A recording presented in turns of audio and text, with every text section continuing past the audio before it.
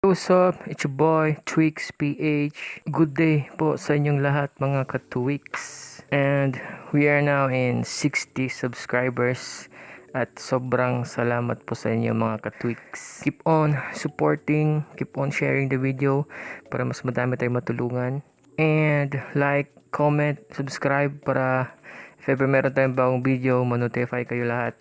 And for today's video, so mahilig ka bang mag-PUBG? Pero meron kang ping problem sa talk and text na SIM kasi sobrang taas ng ping mo pag naglalaro ka ng PUBG tas naglalag. So ngayon ping no problem no more kasi meron na tayong APN settings para dyan. 100% working sa PUBG ping problem or sa PUBG ping problem using your TNT SIM. At kinaganda po, hindi lang siya pang talk and text, pero pwede siya sa lahat ng SIM. Kung sa ginagamit mong SIM ngayon ay wala kang ping problem sa PUBG, mas nagaganda pa yung gaming experience mo kapag ginamit mo itong bagong APN na to.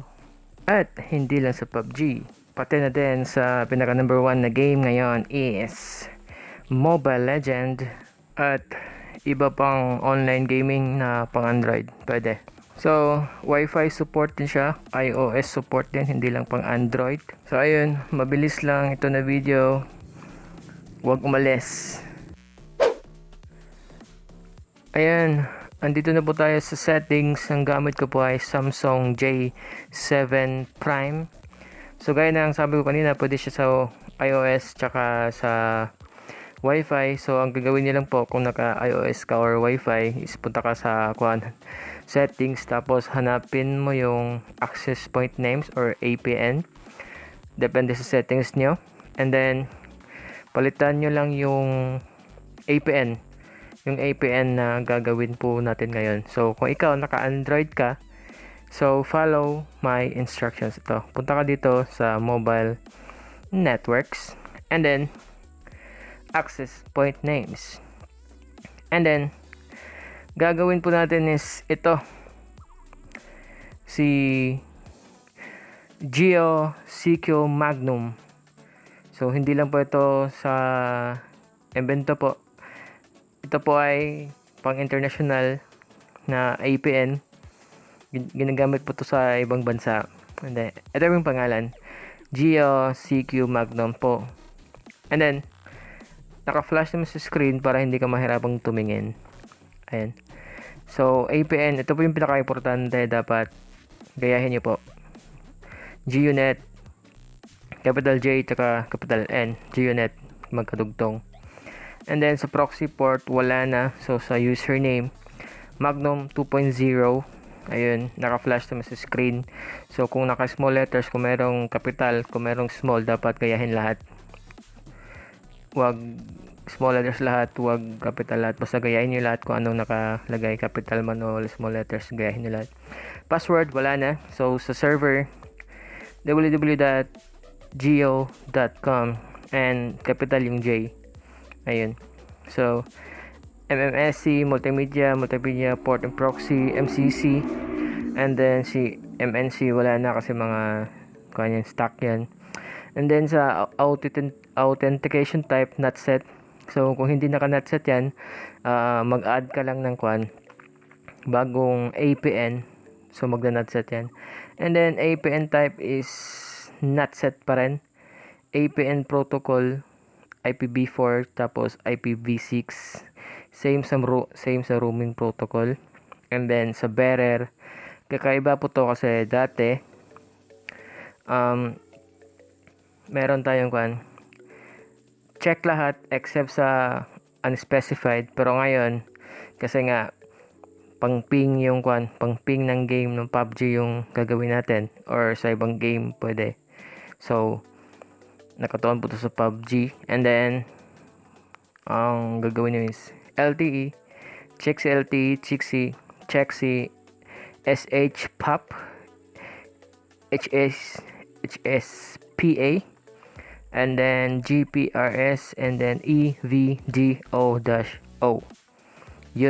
Yan lang, 4 lang. So ayan, paki-review na lang kung hindi na abutan nyo. Ay, yan lang, 4 lang. So, okay. And then, review.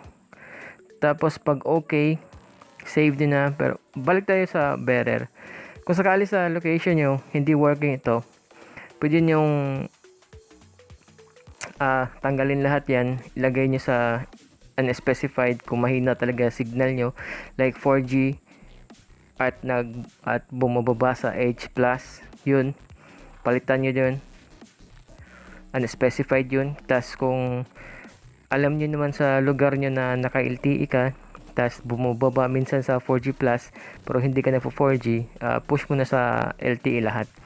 LTE or unspecified kung mahina signal mo. Pero kung itong 4 na settings na to sa bearer working sa inyo, stick ka lang dyan para mas lalong bumilis yung signal mo. Pero kung hindi, yung sinabi ko kanina, mag unspecified ka or mag LTE ka, yun, unspecified yung check or LTE lang yung check. Okay, so yun. So kung naka unspecified ka, pwede mong set up sa 3G only. So tuturo ko mamaya. So ito, pag okay na, pwede mo nang i-save. Tapos kung meron kang speed test na application, pwede mong gamitin para malaman mo kung gaano kabilis yung speed niya, yung bagong APN natin na pang gaming. Hindi lang pang gaming, pang browsing din siya. Browsing, lahat ng klase ng internet activities pwede siya. So ayun. So sa network mode, sabi ko kanina, kung unspecified ka or naka LTE only, yun, pwede mong i-set ito. Kung naka unspecified ka tapos mahina yung signal mo, yun, pwede ka mag 3G only para purong 3G lang yung sasagapin niya, hindi 2G at hindi yung E.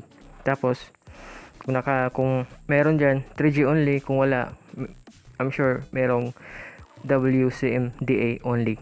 So kung meron sa'yo na LTE only, kung alam mo naman na naka LTE ka tas bumababa sa 4G plus yung signal mo, LTE only ka para mas stable yung signal mo. Alright, gets? Kung hindi na gets, pwede ka mag-comment para para malaman ko, tas maka-reply ako kung merong mga katanungan pa din. So yun, kung working sa inyo, please share the video para mas madami tayong matulungan, and then comment, like, para malaman ko kung working or hindi.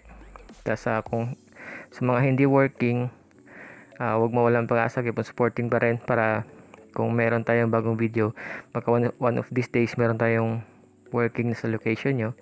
So ayun, please subscribe, keep supporting para malaman nyo palagi kung meron tayong bagong video, kasi sobrang dami pa mga ka-tweaks na lalabas. So ayun, sana may natutunan. So it's your boy Tweaks PH, I'm out.